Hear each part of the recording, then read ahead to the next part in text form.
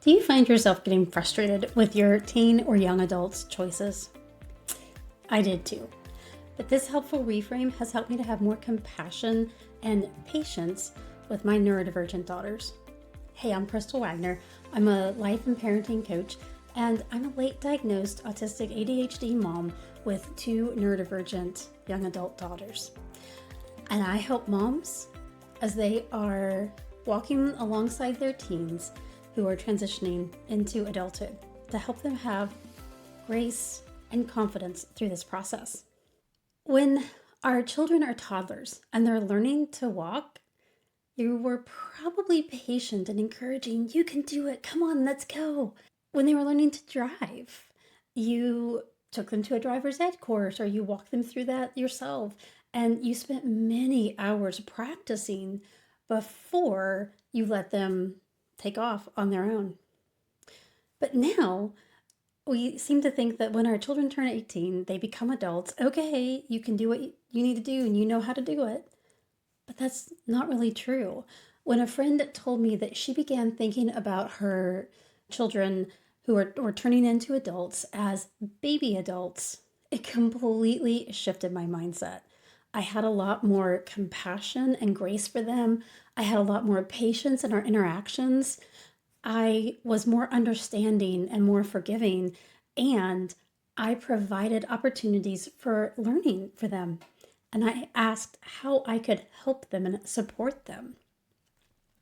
The results were that this reduced my frustration a lot. When I think about my children when they were younger and they were learning skills, of course, I had a process I went through to help them. I showed them how to do it, and then I walked alongside them as they did it. Then I allowed them to do it, and I monitored the results and provided feedback if needed, and then I finally let them loose and let them do it. So why am I not doing that now with my young adult children? And so that's what I started doing. I normalized mistakes. Hey, it's okay. You're still learning this. What have you learned from this experience, and what do you want to do differently?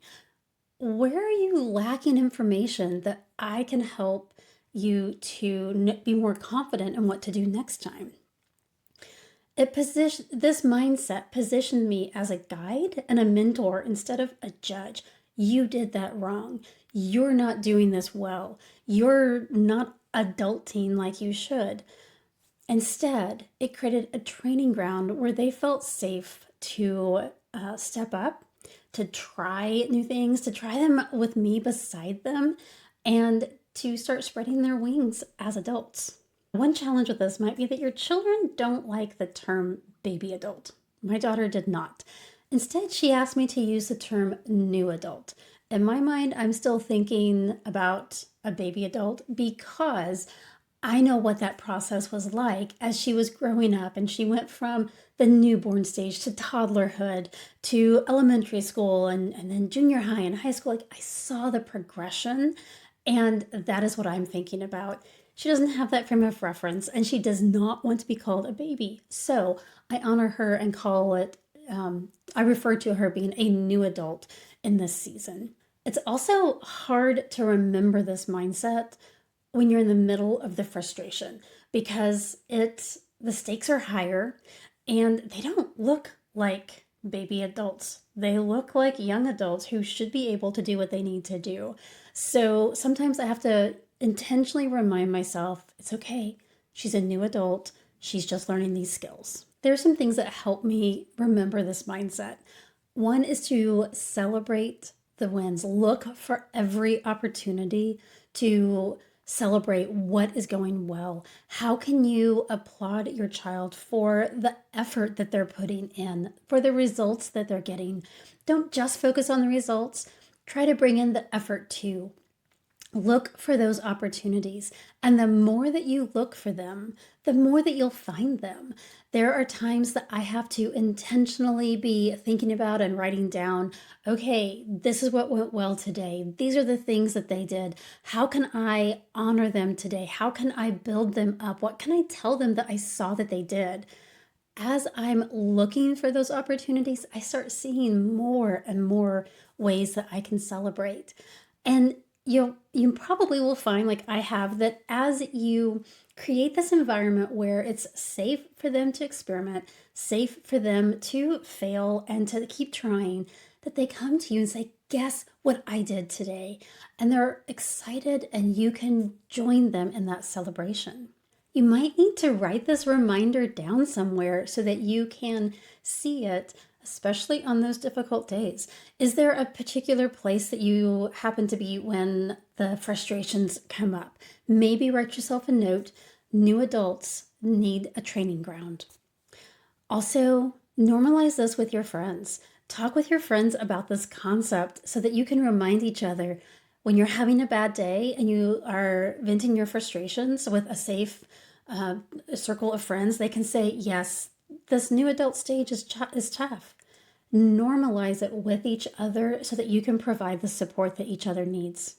I hope that you're taking away from this episode that our teens and young adults are moving into a new stage of life, into new experiences, and they don't know what they don't know. They're in this unconscious incompetence stage.